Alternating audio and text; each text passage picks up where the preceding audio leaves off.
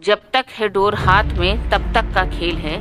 देखी तो होंगी तुमने पतंगे कटी हुई, जो डोर है पतंग की मोदी जी के हाथ में है। मैं उरूसा राना, पहले तो मैं बता दूं, मैं मुनव्वर राना साहब की बेटी भी हूँ। मैंने 2022 में कंटेस्ट किया एज MLA फ्रॉम पूर्वा उन्नाव, एक डिस्ट्रिक्ट है वहाँ से।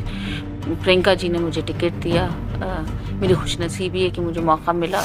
देखी जो होगी तुमने पतंगे कटी हुई। आप मोहतरमा का तारुफ तो इनकी ज़बानी सुन ही चुके हैं। आप मोहतरमा उर्दू के मशहूर शायर जनाब मुनव्वर राना साहब की साहबजादी हैं। मगर अफसोस कि मुनव्वर राना साहब ने इन्हें उर्दू के चंद अल्फाज तो सिखा दिए, मगर सियासी गुफ्तगू करने का सलीका और तरीका ना तो मुनव्वर राना साहब ने और ना ही कांग्रेस पार्टी ने इन्हें सिखाया। इनकी कुछ बातें तो ऐसी लगती हैं जैसे कि ये कल के ही दिन MIM को ज्वाइन करने जा रही हैं। आप मोहतरमा 2022 में उन्नाव के पूर्वा विधानसभा से कैंडिडेट थी। मैं आप मोहतरमा से पूछना चाहता हूं कि आप पूर्वा विधानसभा में अपनी door BJP candidate Anil Singh के हाथ सौंप करके क्यों चली आई? और आप लोगों को मालूम है कि उर्सा राना जी जो इस वक्त हैदराबाद में 1 महीने से बैठ करके राष्ट्रीय प्रवक्ता बनी हुई हैं, इन्हें उत्तर प्रदेश के पूर्वा विधानसभा में मात्र 1876 वोट मिले थे और वहीं नोटा पार्टी को 2600 से ज्यादा वोट मिले थे। आपने देखा जब मोब लीचिंग शुरू हुआ था यूपी में, सबसे पहले आवाज कोई उठाता है तो कांग्रेस पार्टी उठाती है और राहुल जी, प्रियंका जी उठाते हैं। आप मोहतरमा कहती हैं कि अगर उत्तर प्रदेश के अंदर लिंचिंग होती है तो सबसे पहले राहुल गांधी जी और प्रियंका गांधी जी आवाज उठाती हैं। मगर बड़ा अफसोस कि टीवी चैनलों पर, सोशल मीडिया पर वो बयान आपको दिखाई नहीं देता है। वो आसमानों पे बयान उनके चले जाते हैं। मैं आपसे पूछूं कि मोहम्मद अखलाक की बीफ के नाम पर कत्ल कर दिया गया, समीर अंसारी का शामली में लिंचिंग कर दी गई, रहबर पहलू खान, इन तमाम लोगों की लिंचिंग हुई। आप बराए मेहरबानी ऐसा कोई स्टेटमेंट राहुल गांधी जी का दिखाइए जिसमें वो लिंचिंग के खिलाफ लड़ते हुए दिखाई दे रहे हैं। राहुल गांधी जी तो पार्लियामेंटेरियन थे ना। अगर मुल्क के माइनॉरिटीज के साथ, मुसलमानों के साथ अगर वाकई राहुल गांधी जी का जरा भी हमदर्दी है थी तो पार्लियामेंट में खड़े होकर के कितनी बार मुसलमानों के साथ हुई लिंचिंग के अगेंस्ट में एक मजबूत कानून बनाने की बात की। कितने वक्त तक ये सड़कों पर रहे कि नहीं मुसलमानों के साथ जुल्म हो रहा है। ठीक है, जो गलतियां हुई वो हुई, उसको भूल जाना चाहिए, क्योंकि अब जो कांग्रेस है वो नई कांग्रेस है। कहा था क्लिप आपने भी देखी होगी। इससे मुसलमानों को समझना चाहिए कि जो आदमी इतना एहतराम अजान का करता हो, जितनी देर अजान हुई वो चुप खामोश खड़े रहे। आप मोहतरमा जी बड़ी आसानी से कह देती हैं कि कांग्रेस पार्टी से जो गलती हुई है उसे भूल जाना चाहिए, अब ये नई कांग्रेस है। मोहतरमा, क्या ये हिम्मत राहुल गांधी जी में है?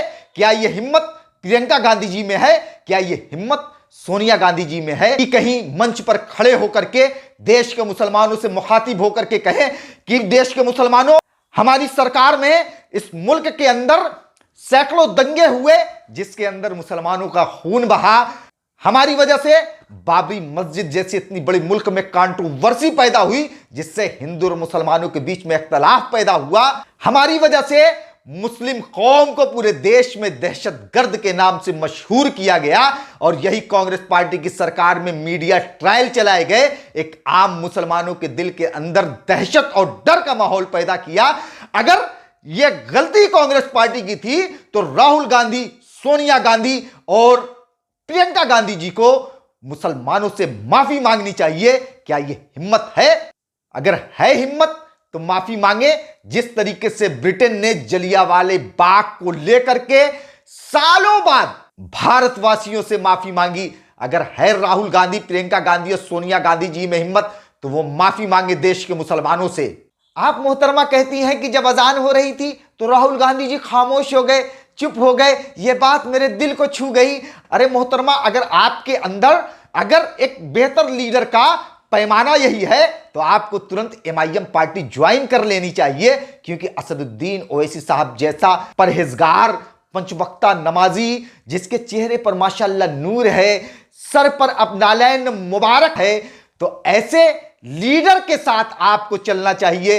यकीन मानिए तो आपकी ये आइडियोलॉजी वो कांग्रेस पार्टी से जरा भी सूट नहीं करती, क्योंकि हम मुसलमानों ने यह देखा कि टोपी लगा करके राहुल गांधी जी, टोपी लगाकर नीतीश कुमार जी, टोपी लगा करके मुलायम सिंह यादव जी, टोपी लगा करके अरबी रुमाल रख करके अखिलेश यादव जी, शरद पवार जी, देश के जितने नाम निहाद सेकुलर जमात के लीडर हैं, इन तमाम लोगों ने टोपी लगा करके हमको लगातार 75 साल से टोपी पहनाते चले आ रहे हैं। आज मुसलमानों की हालात नौकरियों में बदतर है, रोजगार है नहीं इनके पास, और अगर इसका सबसे बड़ा जिम्मेदार है तो उर्सा राणा जी, जिस पार्टी का आप सपोर्ट कर रही हैं वही पार्टी इसकी जिम्मेदार है। केसीआर को या और कहीं वोट डालते हैं तो उससे समझ लिए पूरे हिंदुस्तान का जो मुसलमान है वो झेलता है, वो मारा जाता है, वो काटा जाता है। अच्छा, अगर मुसलमानों ने कांग्रेस को छोड़ करके केसीआर या ओवैसी साहब को वोट दिया तो मुसलमान पूरे देश में मारा और काटा जाएगा?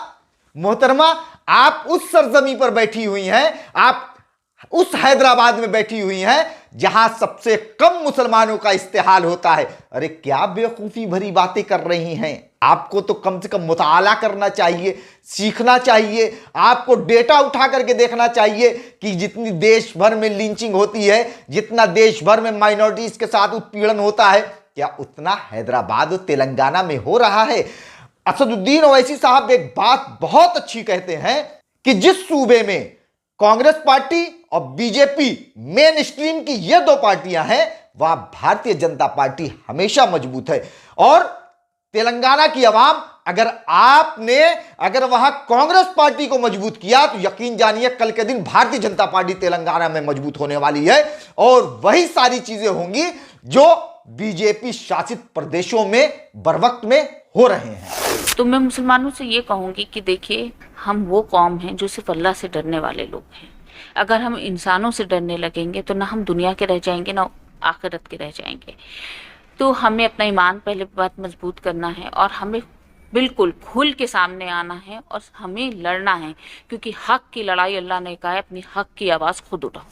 सबसे पहले तो हमें अपने ईमान को मजबूत करना पड़ेगा। तो क्या अब पंजे पर वोट दे करके ईमान की मजबूती और कमजोरी तय की जाएगी? उर्सा राणा जी, आप बताएं, आप तो मशहूर शायर जनाब मुनव्वर राणा साहब की साहबजादी हैं। किस तरीके की बेतुकी बातें आपके ऊपर तो जेब दे सकता है, मगर जहां से आपकी वल्दियत जुड़ी हुई है वहां से जेब नहीं दे सकता कि हम जब कांग्रेस पार्टी को वोट देंगे तो वही हमारे ईमान का पैमाना होगा। और बेशक मुसलमान अल्लाह से डरने वाली कौम है, इंसानों से डरने वाली कौम नहीं है। और अगर आप ये बात कह रही हैं, यही बात तो देश भर में ओवैसी साहब घूम घूम करके कह रहे हैं कि किसी बीजेपी से डरने की जरूरत नहीं है, लड़िए, मुकाबला करिए और राजनीतिक तौर पर मजबूत होइए, जमहूरियत को मजबूत करिए। मुझे तो अफसोस होता है कि कांग्रेस पार्टी जैसी राष्ट्रीय पार्टी ये किन किन तरीके के नमूनों को ले जा करके हैदराबाद में बैठाई हुई है, जो ओवैसी साहब की बात कह रहे हैं, जो ओवैसी साहब पूरे देश में कहते रहते हैं, वही बात कांग्रेस के लोग कह रहे हैं। माशाअल्लाह, मुबारक हो। मुझे उम्मीद है कि आप अगर इस तरीके की बातें आपके जबान के साथ साथ आपके दिमाग और दिल में है तो आप हैदराबाद से MIM को ज्वाइन करके आइएगा। जज़ाकल्लाह, शुक्रिया।